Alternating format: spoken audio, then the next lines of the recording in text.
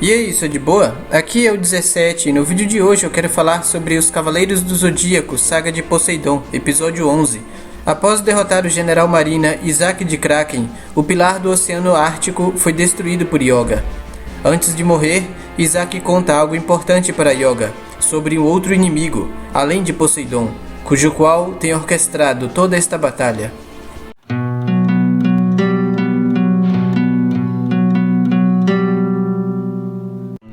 Enquanto Ikki se dirige ao templo de Poseidon, vemos que um general marina entra em seu caminho para impedi-lo de prosseguir. Ele se apresenta ao Fênix como o dragão marinho. Ikki questiona se ele não deveria estar protegendo seu próprio pilar. Ele responde que não será necessário. No momento, o Fênix é o único cavaleiro que ainda está ileso. Ele se aproxima, afirmando que a presença do Fênix aqui é uma ofensa para o Imperador Poseidon. Ao elevar seu cosmo, Ikki nota uma certa familiaridade, reconhecendo que esta não é a primeira vez que sente esse cosmo. Ikki está sem reação. O dragão marinho percebe que o Fênix está impotente diante de sua presença. Ele ataca com um golpe Explosão Galáctica. Ikki é atingido por este golpe, sendo lançado para trás.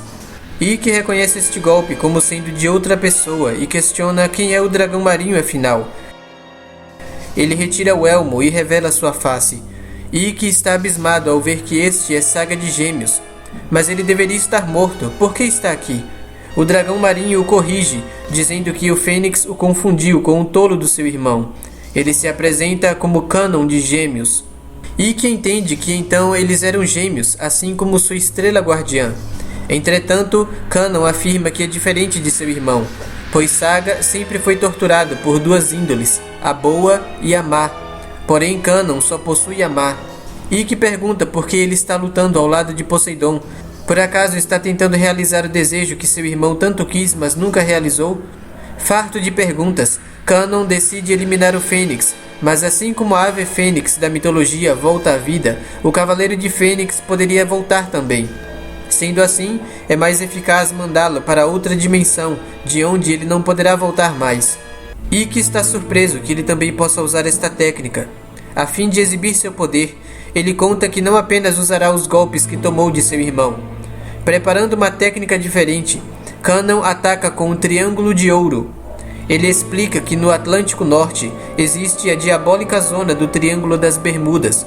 As pessoas a temem porque quem entra lá desaparece totalmente deste mundo. Nesta zona diabólica, o corpo do Fênix ficará vagando numa outra dimensão por toda a eternidade. Cânon reflete sobre Saga e pensa consigo mesmo que seu irmão não conseguiu nada com sua branda atitude, mas Cânon provará que está certo, porque não apenas vai controlar a terra, como também dominará o mar. De onde está, China percebe que mais um cosmo desapareceu. Todos os cavaleiros estão feridos de morte, deixando os pilares do Atlântico por destruir. No Oceano Ártico, Seiya finalmente recobra a consciência. Ele se recorda que foi atacado. Ao se erguer, ele vê que o pilar foi destruído. Sendo crítica à situação, China decide ir ao encontro de Poseidon e fazer com que ele liberte Atena. Ela então derrota Tétis, que estava em seu caminho. Tétis lhe adverte que o Sr. Julian já não é mais um simples humano. Assim como Atena, ele agora é um deus. Como poderá China enfrentar um deus? Será castigada por contrariá-lo. China pensa que os cavaleiros estão todos derrotados. Sendo assim, não há outro além dela que possa salvar Atena. Se nada for feito, não haverá esperança para este mundo. Ela chega à entrada do templo de Poseidon. Do outro lado desta porta está o trono de Poseidon. Ela está confiante de que se sairá bem, pois antes de se tornar um deus, Julian era o filho de um comerciante marítimo. Nunca teve treino especial para combate. Sendo ela bem treinada, acha que poderá vencê-lo sozinho. Mas China cometeu um grave erro ao fazer isso. Ela pensa que Poseidon depende de guerreiros para protegê-lo, assim como Atena, e mesmo com um poderoso cosmo, sem habilidades de luta, estará indefeso.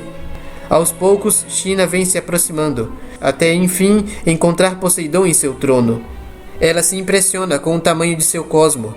Este extraordinário poder ela sentiu vir apenas de Atena até hoje. Poseidon pede que ela se identifique, mas ela não responde. Ele então parte sua máscara ao meio, revelando seu rosto. China sente uma terrível cosmo-energia emanando de seu corpo. Poseidon pergunta a esta mulher se ela é um dos que lutam para salvar Atena. Ela confirma que sim, e que veio aqui para acabar com ele. Enquanto se aproxima, Poseidon a chama de insolente. Como pode lutar contra um deus? De onde está, Poseidon paralisa todo o corpo de China. Sem agredi-la, Poseidon pede à mulher que se retire. Este é o local menos adequado para ela. Mas China se recusa a sair sem ao menos dar um ataque. Antes que pudesse, ela é arrastada por uma onda de poder. China estranha o que está acontecendo. Ela não sente força nenhuma em seu corpo. Não apenas isso, ela sente que tudo está sendo sugado dela. Ela entende que este é o poder de um deus.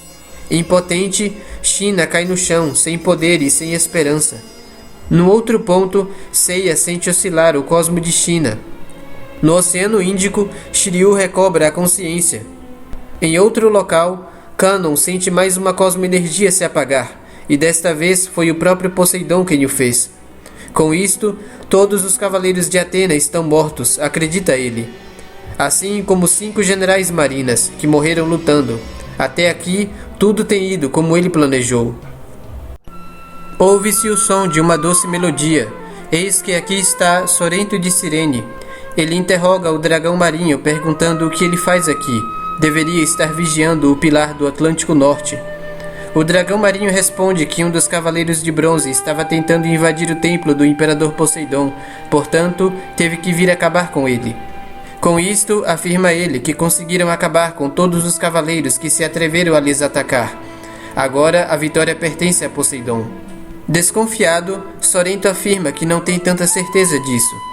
Ele fala que se reuniram sob a vontade do imperador Poseidon, que quer destruir a terra que está corrupta e sem esperança, para poder estabelecer uma utopia como no tempo da mitologia, já que a terra é somente para as pessoas puras de coração.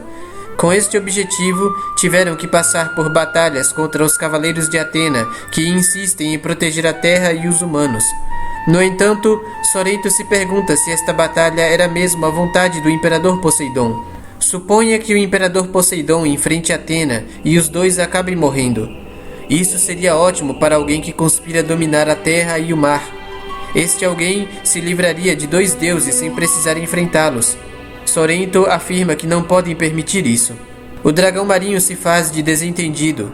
Sorento suspeita dele e pergunta ao dragão marinho quem ele realmente é.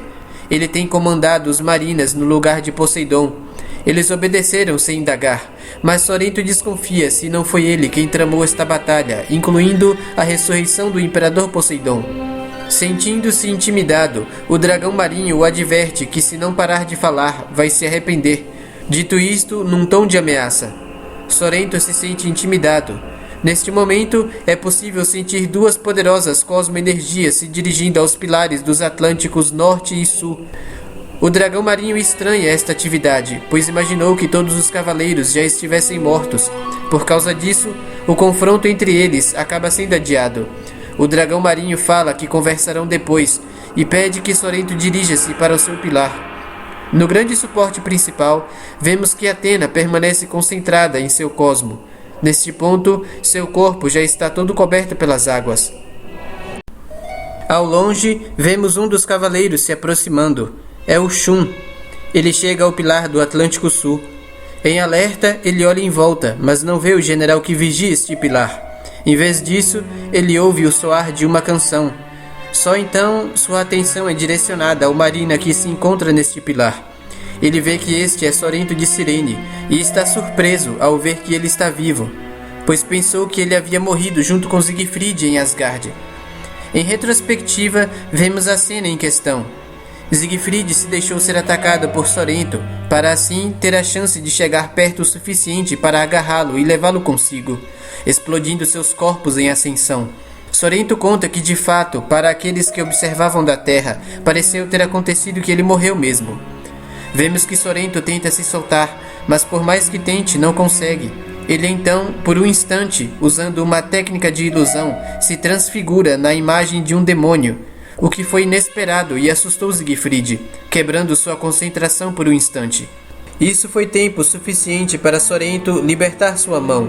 Ao fazer isso, ele toca sua Sinfonia da Morte, libertando-se de Siegfried e se salvando a tempo, enquanto o guerreiro deus segue direto para a morte. Sorento admite que quase morreu naquela ocasião. Tendo explicado isso, Sorento fala que está abismado com a força do Andrômeda, vindo ao longo de todo o caminho até aqui com graves ferimentos. Apesar de seus esforços, Sorento acredita que ele não tem mais energia para lutar. Está quase morto, e por isso, Sorento não tem interesse em lutar contra ele, e pede que se retire. Shun responde que enquanto viver, não desistirá de lutar, até que tenha salvo Athena e a Terra. Shun ataca com a corrente de Andrômeda. Sorento se defende com uma barreira circular feita com sua flauta. Esta reflete o ataque da corrente de volta para o Andrômeda. Visto que o Andrômeda não pretende deixar o campo de batalha, Sorento decide atacar com a Sinfonia Final da Morte. Shun está ciente de que não deve ouvir a música, mas não consegue evitar. Mesmo tampando os ouvidos, a canção ressoa diretamente em seu cérebro e por fim o matará. Diante deste golpe, Shun não consegue usar sua corrente para se defender, nem pode fazer qualquer outra coisa. Ele está completamente indefeso. Antes que o golpe fosse finalizado, a canção de Sorento é interrompida por uma bela canção. Graças a isso, Shun foi poupado.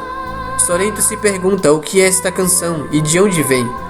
Ao observar um pouco, ele percebe que é Athena.